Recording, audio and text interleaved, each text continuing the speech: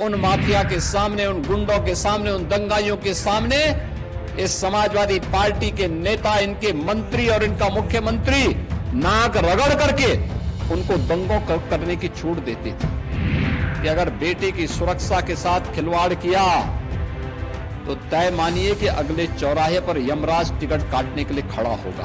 अब ये वो सरकार नहीं है जो दंगाइयों के सामने घुटना टेकती हो। ये सरकार तो जो जिस भाषा में समझेगा उस भाषा में समझाना भी जानती है।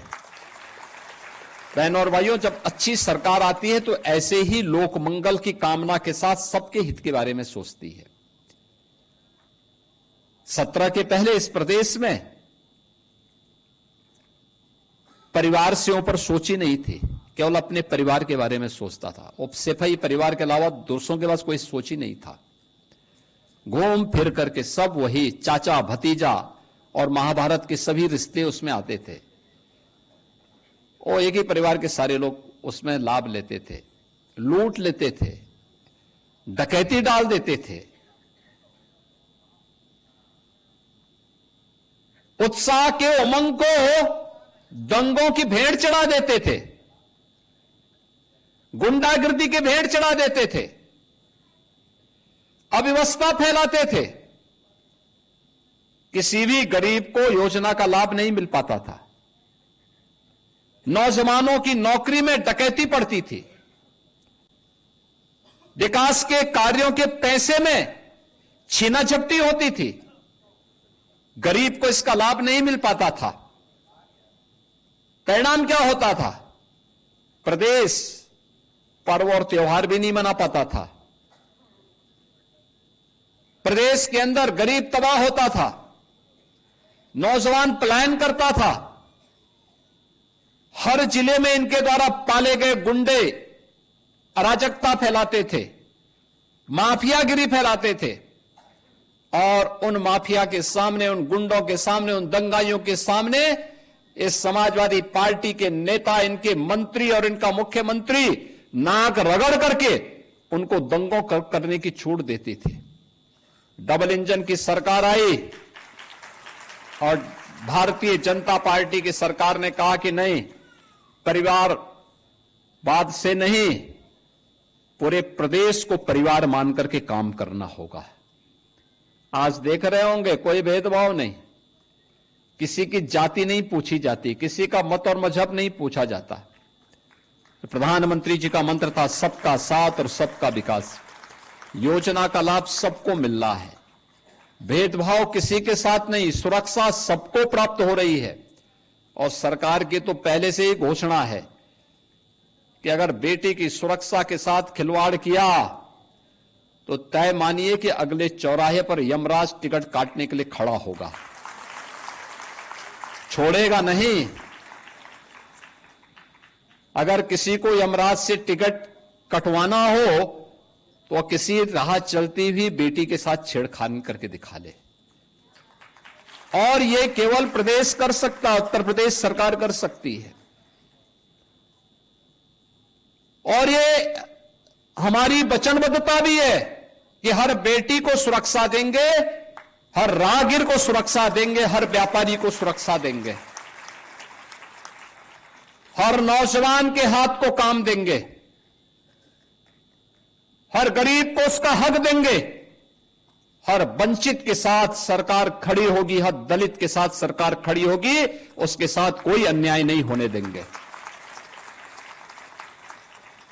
और उत्साह और उमंग के त्योहार में किसी ने रंग में भंग डालने का काम किया, किसी ने व्यवधान डालने का काम किया, तो जेल की सलाखें उसका इंतजार कर रही होंगी। और कोई भी होगा उसको अंदर ठूंसने में बहुत देर नहीं लगेगी। और इसीलिए बहनों भाइयों, पर्व और त्योहार शांतिपूर्ण तरीके से, उत्साहपूर्ण तरीके से, सौहार्दपूर्ण तरीके से, एक दूसरे को बधाई देते हुए हमें मनाने चाहिए। और मुझे प्रसन्नता है कि गत 8-8.5 वर्ष के अंदर जो भी पर्व और त्योहार उत्तर प्रदेश में आयोजित हुए, सारे के सारे समुदाय के, होली हो, दीपावली हो, विजयादशमी हो, जन्माष्टमी हो, रामनवमी हो, रक्षाबंधन हो, ईद हो, क्रिसमस हो, गुरु पर्व हो, सारे पर्व और त्योहार शांतिपूर्ण तरीके से, उत्साहपूर्ण तरीके से, उमंगपूर्ण तरीके से आयोजित होते हैं। हर एक व्यक्ति अपने अपने पर्व त्योहारों को मनाए, अपनी आस्था का सम्मान करे। ये पर्व और त्योहार सड़कों पर प्रदर्शन की वस्तु नहीं है। ये सामूहिक रूप से अपनी अभिव्यक्ति को समाज के सामने प्रस्तुत करने का एक माध्यम होता है। लोग एक दूसरे से गले मिलें, सामूहिक रूप से विकास की प्रक्रिया का हिस्सा बने, अपने परिवार की खुशी को अपने समाज के साथ, समाज की खुशी के साथ प्रदेश के साथ, प्रदेश की खुशी को देश के साथ आपस में शेयर करते हुए हम आगे बढ़े। यही पर्व और त्योहार के पीछे का उद्देश्य होता है। अब वह भाव नहीं, अब ये वो सरकार नहीं है जो दंगाइयों के सामने घुटना टेकती हो। ये सरकार तो जो जिस भाषा में समझेगा उस भाषा में समझाना भी जानती है और अच्छी तरीके से जानती है। और इसीलिए आज मैं प्रदेशवासियों से कहूंगा, दीपावली आ रही है। दीपावली के अवसर पर लोग, हर परिवार, भारतीय परिवार कुछ न कुछ खरीदता है। एक इस अवसर पर जो भी खरीदे वह स्वदेशी खरीदे। स्वदेशी, हमारा कारीगर, हमारा हस्तशिल्पी, हमारा स्थानीय उद्यम जो कुछ भी बनाया होगा उसको खरीद करके अपने घर में लेके जाइए। हमारे घर में दिया जलेगा दीपावली का तो हमारे ही कुम्हार के द्वारा बनाया गया दिया होना चाहिए। हमारे घर में दीपावली के अवसर पर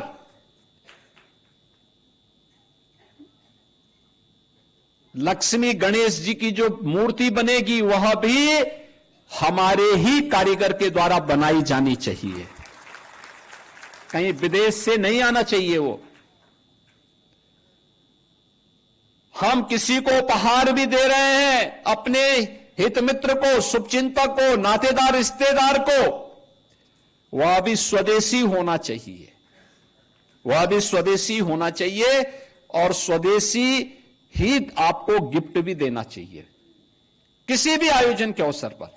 यह पैसा अगर मुनाफा जाएगा हमारे कारीगरों के हाथ में जाएगा, हस्तशिल्पियों के पास जाएगा, हमारे श्रमिकों के पास जाएगा, तो समृद्धि उनके पास भी आएगी। और समृद्धि उनके पास भी आएगी तो यह समृद्धि देश के काम आएगी, देश के काम आएगी। विकसित भारत बनेगा। विकसित भारत के लिए हम सबको सामूहिक रूप से प्रयास करना होगा। और दूसरा, पर्व और त्योहार में एक चीज का हमें और ध्यान देना होगा, और वह ये कि अगर हमने अपने परिवार की आवश्यकताओं की पूर्ति कर ली है तो थोड़ा सा उसमें से बचा करके किसी एक गरीब को जरूर कुछ सहायता करने के लिए तैयार होना चाहिए। आपकी बगल में याद करिए ना, याद करिए, अंत्योदय के प्रणेता पंडित दीनदयाल उपाध्याय जी अपने जीवनी में एक बात लिखते हैं। उन्होंने कहा, एक आचार्य शंकर के बारे में उन्होंने इस बात को कहा था कि वे भिक्षाटन करते हुए देश के अंदर जब सनातन धर्म की मूल्यों और आदर्शों की स्थापना करने के लिए निकले थे तो पूरे देश के अंदर भ्रमण कर रहे थे। और उस समय वे एक बड़े घर के सामने गए। सन्यासी के लिए आवश्यक होता है कि वह दिन में एक बार भिक्षा लेगा, लेकिन किसी एक घर से। तो स्वाभाविक रूप से देख करके गए बड़े घर के पास भिक्षा लेने के लिए। उन्होंने भिक्षाम देही का अपने मुंह से उच्चारण निकाला। एक सन्यासी को सामने देख करके घर की महिला भिक्षा लेकर के निकली, लेकिन इससे पहले कि भिक्षा उनके पास जाती, उनकी झोली में जाती, उन्होंने देखा कि इस बंगले के ठीक सामने एक गरीब करहा रहा है। तो उन्होंने अपनी झोली को बंद कर दिया, भिक्षा नीचे गिर गई। परिवार के मुखिया ने कहा, ये सब आप क्या कर दिए? उसने कहा, नहीं, मैं आपके यहां का भिक्षा नहीं ले सकता। कहा, क्यों? कहा कि मैं भागीदार बन जाऊंगा, मैं आपके पाप में भागीदार बन जाऊंगा। कहा, कैसे? कहा कि ये भिक्षा आप मुझे देना चाहते हैं, आप ये दिखावा करना चाहते हैं। इस सामने, आपके घर के सामने एक व्यक्ति भूखों मर रहा है, आप पहले उसको खिलाइए। जब वो व्यक्ति सुख और शांति से अपना जीवन यापन करना शुरू कर देगा तो आपकी भिक्षा लेने के लिए मुझ जैसा सन्यासी भी आ जाएगा। मैं भूखा रह सकता हूं, लेकिन मैं किसी भी ऐसे घर से भिक्षा नहीं लूंगा जिस घर में किसी गरीब के प्रति संवेदना न हो। और याद रखना इस बात को कि ईश्वर किस रूप में है कोई नहीं कह सकता। और हम लोगों को एक गरीब के मन में भी, उनके अंतःकरण में भी उसी ईश्वर का वास मान करके देखना चाहिए जो एक सामान्य नागरिक जिसको मंदिर के ऊपर देखता है। इसलिए उन सब गरीबों के साथ हम भी शेयर करें। जो कुछ भी हमारे पास है, थोड़ी बहुत सहायता किसी गरीब की भी हम कर पाएंगे तो हमें जरूर करना चाहिए। और पर्व का उत्साह और आनंददायक हो जाएगा, और भी आनंददायक हो जाएगा। और मेरी आप सबसे अपील होगी, पूरे प्रदेशवासियों से अपील होगी कि पर्व और त्योहार के समय किसी एक गरीब की सहायता जरूर अतिरिक्त करिए। आप अपने नातेदार रिश्तेदारों की सहायता तो करते ही होंगे, लेकिन एक गरीब को भी जरूर कोई ना कोई सहायता इस पर्व और त्योहार के समय देंगे। उन बच्चों को जरूर देंगे जिनको कोई पूछने वाला नहीं है, तो उत्साह और उमंग और आनंददायक हो जाएगा। मैं एक बार फिर से पूरे प्रदेश को दीपावली की हृदय से बधाई देता हूं। आज जिन लाभार्थियों को ये वितरित हो रहा है, वे अब जाकर के उनके खाते में वे सीधे जाएं, अपना सिलेंडर वहां पे लेने की व्यवस्था शुरू कर लें, या अगले 2 महीने तक ये सुविधा आपको प्राप्त होती रहेगी। कभी भी जाकर के लेकर के अपना सिलेंडर ले सकते हैं वहां से, ये आप कर सकते हैं। आपके इस आज के इस अवसर पर मैं एक बार फिर से 1,86,00,000 उन सभी उज्ज्वला योजना के लाभार्थियों को इस अवसर पर बधाई देता हूं।